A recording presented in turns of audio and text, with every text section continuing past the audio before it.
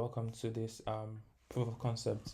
So I've been working on this project for a while, and I would love to share how it works.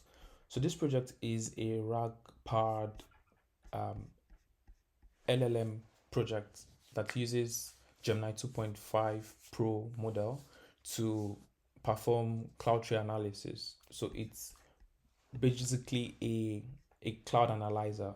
Okay, CloudTrail analyzer. It analyzes CloudTrail events, and there are two types. We have the deep event analyzer and the sequence event analyzer. Um, these particular analyzers are powered by RAG, an external knowledge database. So within the knowledge database, we have cloud MITRE cloud metrics framework crawled. We have the security blogs, that's latest security blogs. We have threats, Intel's threat report, latest threat reports. We have AWS threat technique catalog, which was recently released, and kind of more a lot of resources. And these are all stored within Google storage. Um, Google storage. So and they're also chunked. All right, I'm going to show how it's done, how I integrated an interface to chunk that. But basically, the entire um, project is to improve post-incident CloudTrail analysis, and also to leverage RAG, which basically helps the LLM where it's limited in most recent information or knowledge base. So with the help of this external knowledge base, right, which is stored within a RAG database, right? So what happens here is that the embedding model, which is the multilingual embedding model 002 model, basically chunks this data and embeds them within a vector database. So when the CloudTrail event is being uploaded, right? LLM, the first thing Gemini does is to convert it into an highly quality natural language search queries. So what this means is that it's going to pick an event and put it to a more understandable, human understandable language. So more like user James performed a console login from this particular IP at this particular time. And now this natural language query are passed into the second Gemini Pro API call to call or to query the vector database. So this particular query also is also converted into a into vectors, which basically search the database for similar knowledge or context to be able to analyze this data. All right. Um, all right. So let's walk through the crawling for a start. So let's see we have a new article that was released, and we want to add that to our database. All right, our RAG database. We crawl the content of it and upload it to our RAG database, which get uploaded to our Google storage cloud, or our Google Cloud storage, basically. Then if you have, in cases where we have things like threats reports, all right, and we want to upload threat reports, we can upload some threat report. We can upload some threat report. Like for example, this is a threat report, Google Cloud threat detection report. We can upload that, crawl that rather, and upload the content. So this helps our LLM when performing analysis to get more resources rather than just depending on their pre-trained data.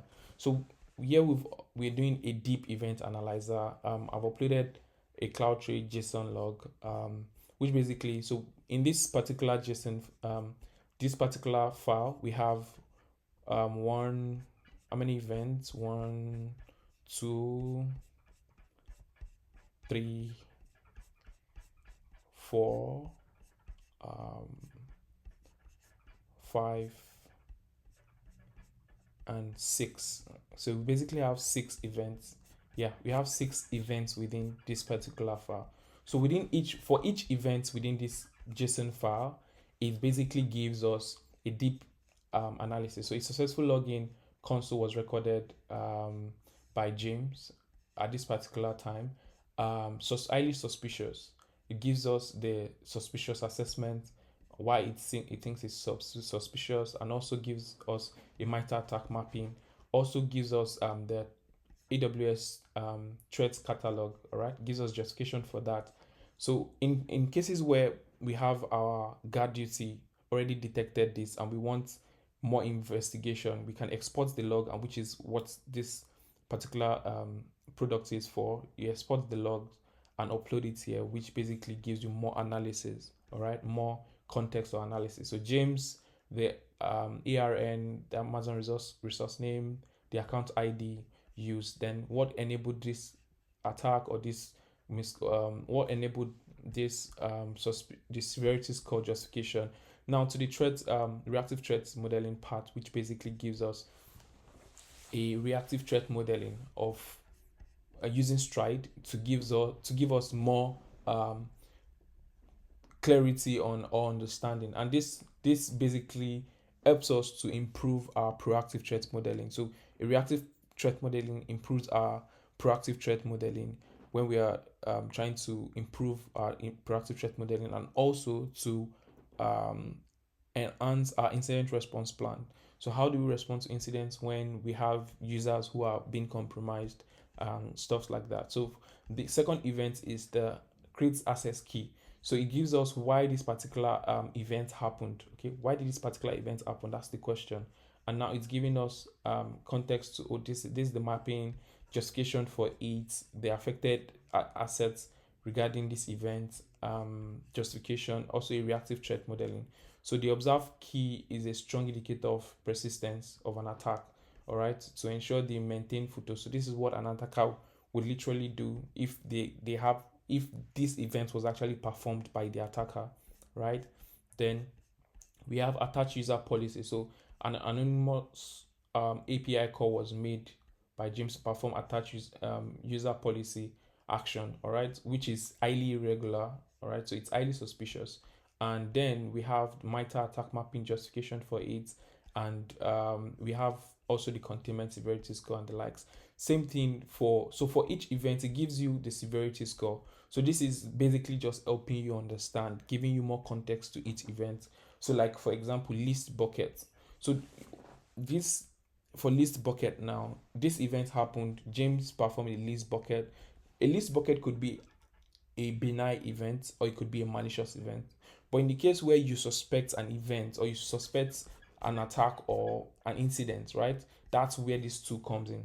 You extract that particular timeline where that event happened, upload it, and then get an event analysis to that event. Okay. So for list bucket, it gives you why it's actually a reactive, why it gives you that why an attacker, or what an attacker would have done, or the possibility of that. Then we have reactive threat modeling, assessments for events. So the part where the last event, which is the delete trail, basically the attacker was able to delete um, CloudTrail, um, and also gives you the MITRE attack mapping and the threat detection, the AWS catalog threat technique mapping as well, the guard duty detection, affected asset potential remediation, and recommended actions as well. All right. So beyond just this analysis, right? Beyond the deep event analysis, we have the sequence analyzer. So it gives you a sequence of what happens. So within AWS console, James performed this action with the AWS console. Initial access, all right. So these are key indicators. Gives you a summary visualization of what you just saw earlier. From the source IP discovery, collection to deleting the event. All right. So that's basically it for deep event analyzer. So for sequence event analyzer, so let's try to upload for.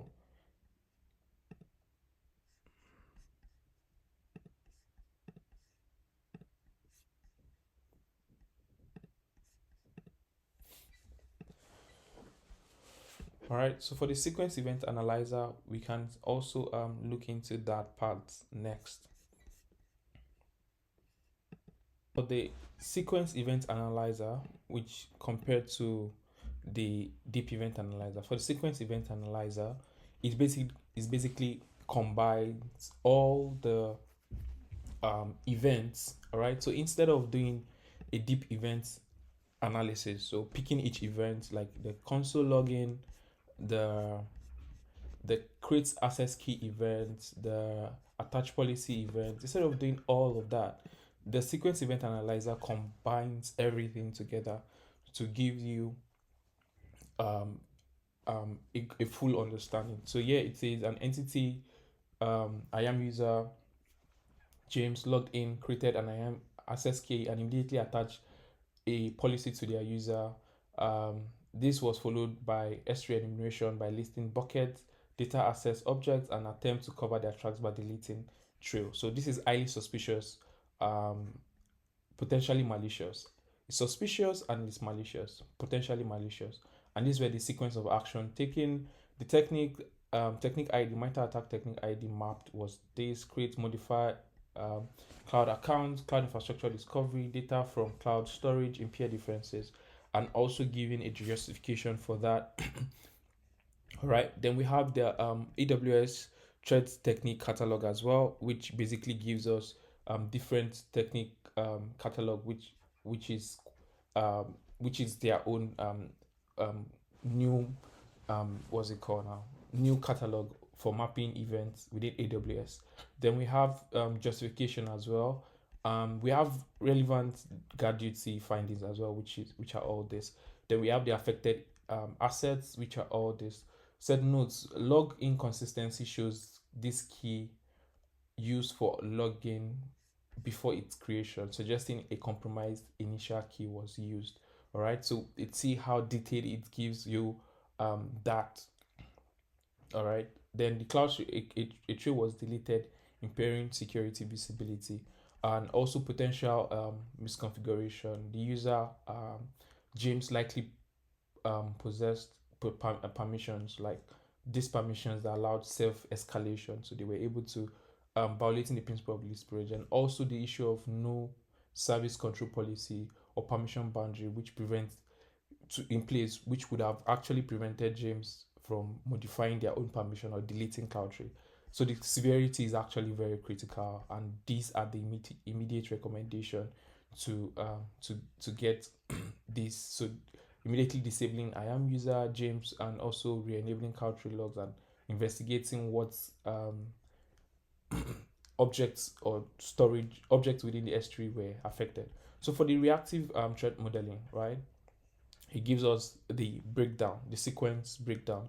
All right, attacker gain access credentials for James, the persistence and privilege escalation, discovery and collection, and defense evasions. All right, so it gives that sequence, and also you could see here we have the spoofing, tampering, information disclosure, escalation of privilege. So it gives us that in respect to stride, and also it uses the risk metrics. All right, the risk metrics, which is used to grade the likelihood. So we have likelihood um, very high due to direct ambiguous evidence of CloudTrail logs, right? And the impact is 5/5. So this is a very critical. So the sequence same logs were fed into deep analyzer and sequence analyzer, but the deep analyzer gives you detailed analysis for each event. Sequence analyzer combines everything together and gives you a sequence analysis. All right. Then for the attack sequence for the sequence analyzer, all right, we have James performing AWS console. Then we have persistence. So I am service within I am service, by creating a new key, James was actually the attacker was using James to create a persistence within the environment. We have attach policy, also escalating privileges, discovery. So they use the list bucket to discover um, object within S3, then get object for collection and exfiltration, and then we have deleting CloudTrail for defense invasion. So yeah, this is pretty much the summary of the entire project. Just to reiterate from the architecture that API Gemini Pro was used as the powerhouse or the LLM for this analysis. However, an external RAG database was used, which are basically converted to a vector database to be able to find more information. So Gemini might be limited in its pre-training data sets on some knowledge, on cybersecurity knowledge and context. So in cases where you as a security engineer, you get the latest blog or the latest information and you want to upload to the RAG database, right? You get to crawl, upload it, either blog or threat info or PDF. You get to crawl it, upload it to a RAG database, and from there it's going to Gemini is going to pick it up and analyze it for you for more context. All right, that's pretty much it. I'm going to do another video to show the back end of how the entire thing works. All right, thank you.